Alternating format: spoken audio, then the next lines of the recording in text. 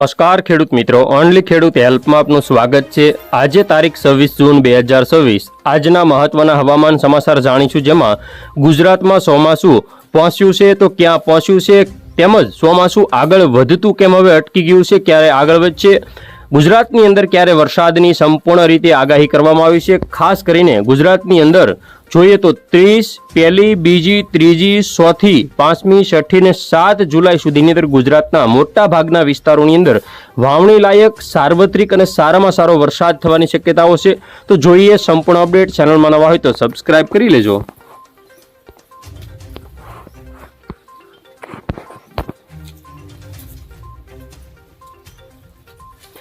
આજની વાત કરીએ તો ખાસ કરીને ચોમાસાની જે ગતિવિધિ છે આ વિસ્તાર એટલે કે સુરત, ભરૂચ, વલસાડ, વાપીથી 25 તારીખથી અટકી ગયેલી સ્થિતિ છે, જે આજે અથવા આવતીકાલે ફરી વખત તે સક્રિય થાય અને સૌરાષ્ટ્ર સુધી તે લંબાઈ 30 જૂન સુધીની અંદર અહીં વરસાદની શરૂઆત થવાની શક્યતાઓ છે। દાહોદ હોય, ગોધરા હોય, વડોદરા હોય, ભરૂચ હોય, ભાવનગર હોય, અમરેલી હોય અને ગીર સોમનાથના કેટલાક ભાગોમાં વરસાદની શરૂઆત 30 જૂનથી થઈ શકે છે। ત્યાર પછી 1, 2 અને 3 જુલાઈ સુધીની અંદર સૌરાષ્ટ્રના સમગ્ર વિસ્તારો, મધ્ય ગુજરાત તેમજ 3 જુલાઈથી લઈ અને ખાસ કરીને 7 જુલાઈ સુધીમાં ઉત્તર ગુજરાત અને કચ્છ સુધીના વિસ્તારોનો સમાવેશ થઈ શકે છે। તો જોઈએ આજે કયા વિસ્તારમાં વરસાદી માહોલ જોવા મળી શકે। સામાન્ય હળવા ઝાપટા પડવાની સંભાવના છે।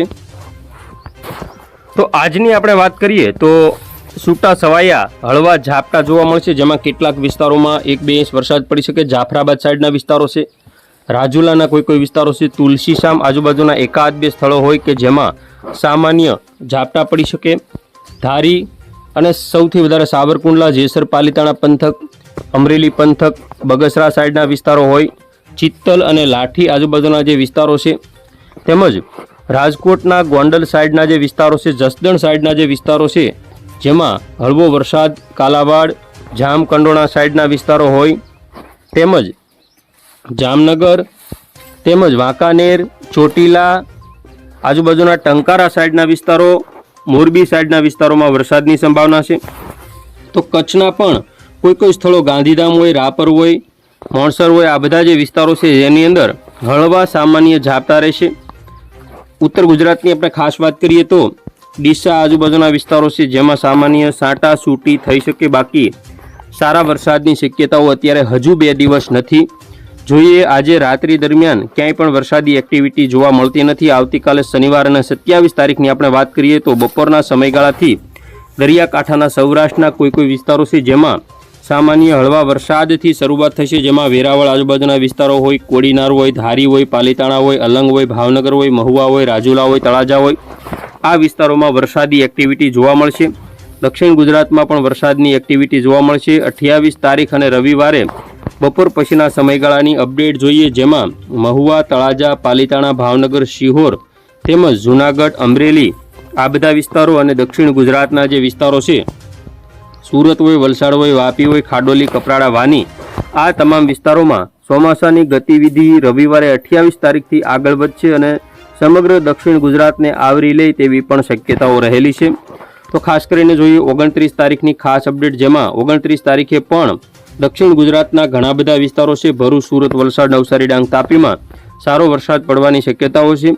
30 તારીખ મંગળવાર, જેની અંદર જૂન મહિનાનો છેલ્લો દિવસ છે, જેમાં પણ વરસાદની સંભાવના ખાસ કરીને આપણે જોઈએ તો અમરેલી, ભાવનગર, સુરત, વલસાડ, નવસારી, ડાંગ, તાપીમાં સૌથી વધારે વરસાદ પડવાની શક્યતાઓ છે, જેમાં વાપી હોય, ખાડોલી હોય, કપરાડા હોય, વાની હોય, ડાંગ હોય, આજે બધા વિસ્તારો છે, મહુવા, તળાજા, પાલીતાણા, ભાવનગર સાઈડના વિસ્તારો હોય, દક્ષિણ સૌરાષ્ટ્રના જે આ વિસ્તારો છે જેમાં 30 તારીખે વાવણી લાયક વરસાદ થવાની શક્યતાઓ ગણી શકાય છે। અરબ સાગરની અંદર સિસ્ટમ છે, 1 જુલાઈથી વિસ્તારોનો વધારો થશે, જેમાં સૌરાષ્ટ્રમાં રાજકોટ, બોટાદ, સુરેન્દ્રનગર, ભાવનગર, અમરેલી, જૂનાગઢ તેમજ વેરાવળ સુધીના વિસ્તારો, સમગ્ર દક્ષિણ ગુજરાત, મધ્ય ગુજરાતમાં દાહોદ, વડોદરા, છોટાઉદેપુર સાઈડના વિસ્તારો હોય। 2 તારીખમાં પણ જે તીવ્રતા છે તેમાં ઘણો બધો વધારો થશે। સૌરાષ્ટ્રના ઘણા ખરા વિસ્તારો અને દક્ષિણ ગુજરાત ઓલ ઓવરની અંદર સારો વરસાદ થશે। તો ખાસ કરીને સૌરાષ્ટ્રના જે જામનગર, મોરબી પંથક છે તેમાં 1-2 દિવસ આગુ પાછું થઈ શકે, બાકી વરસાદની શક્યતાઓ સૌરાષ્ટ્રની અંદર 3 જુલાઈ સુધીમાં રહેલી છે।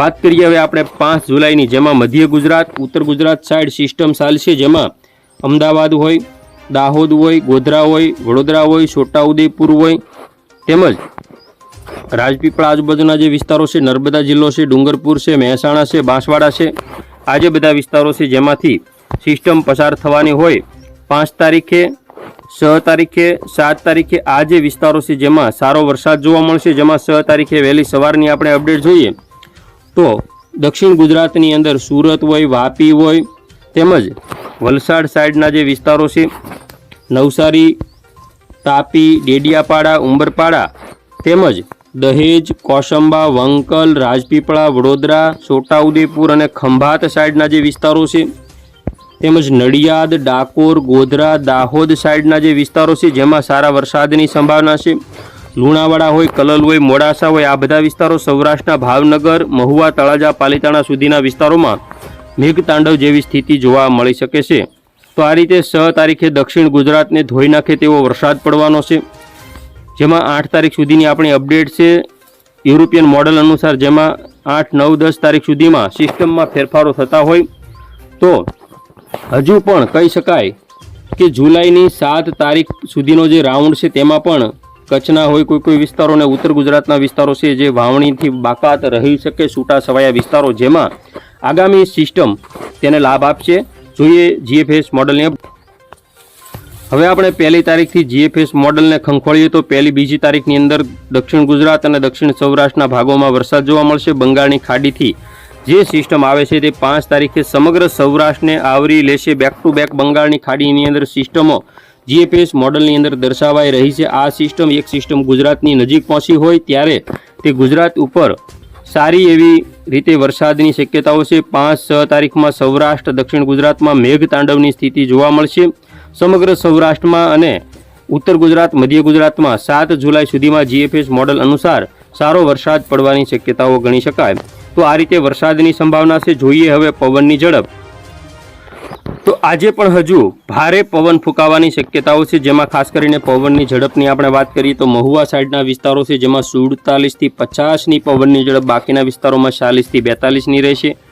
હજુ આગામી રવિવાર સુધી પવનની ઝડપમાં ઘટાડો થવાની શક્યતાઓ નથી. 30 અને 1-2 જુલાઈની અંદર ફરી વખત પવનની ઝડપ વધી શકે અથવા તો લો પ્રેશર સિસ્ટમ ઘાતક રીતે આવી શકે, જેના કારણે ભારે વરસાદ અને ભારે મેઘતાંડવ જોવા મળશે. તો આ રીતે ખાસ કરીને 7, 8, 9, 10 જુલાઈ સુધી ભારે પવન સાથે પણ વરસાદ પડી શકે. તો આ રીતે ગુજરાતની અંદર વરસાદની શક્યતાઓ છે. જોઈએ ચોમાસું ક્યાં પહોંચ્યું છે તેની વેધર અપડેટ હવામાન વિભાગ દ્વારા આપવામાં આવેલી છે. હવે આપણે જોઈએ તો 23 તારીખથી 25 તારીખ સુધીની જે અપડેટ છે જેમાં ચોમાસું ગુજરાતના જે વિસ્તારો છે જેને આવરી લઈ અને ક્યાં પહોંચ્યું છે તેની વાત કરીએ તો ગુજરાતનો જે આ ખૂણો છે તે આવ્યો છે, જેમાં વલસાડ હોય, વાપી હોય, સુરત હોય, ડાંગ હોય, આટલા વિસ્તારોનો સમાવેશ થયો છે. હજુ ભરૂચ, નર્મદા, દાહોદ, ગોધરા આ જે વિસ્તારો છે જેને આવરી લેશે. ત્યાર પછી ભાવનગર સુધીના જે વિસ્તારો છે જેમાં આગામી સમયની અંદર ચોમાસાની ગતિવિધિ 30 જૂનથી જોવા મળશે, એટલે કે 10 થી 12 દિવસ ચોમાસું 20 જૂનની જગ્યાએ 30 જૂન એટલે કે 10 થી 12 દિવસ લેટ ચોમાસું ગણી શકાય. તો આ રીતે આ વર્ષે સામાન્ય અને મધ્યમ ચોમાસું ગણવાનું રહેશે. ગુજરાતના ખેડૂતોને થોડી ઘણી તકલીફો વચ્ચે ઓગસ્ટ, સપ્ટેમ્બરમાં સારા વરસાદ રહેશે. શરૂઆતના દિવસોમાં જે પણ ખેડૂતોએ વાવણી કરી છે તેવા ખેડૂતોને કોઈ નુકસાનની ભીતિ નથી, પરંતુ હવે વધારે મોડી થાય વાવણી તો મગફળી જેવા પાકોની અંદર જે થોડું ઘણું વહેલી પાકતી જાતો પસંદ કરવી પડે. તો ખેડૂત મિત્રો, આ હતા આજના મહત્વના હવામાન સમાચાર. ફરી વખત મળીશું નવી અપડેટમાં. જોતા રહેજો ઓનલી ખેડૂત.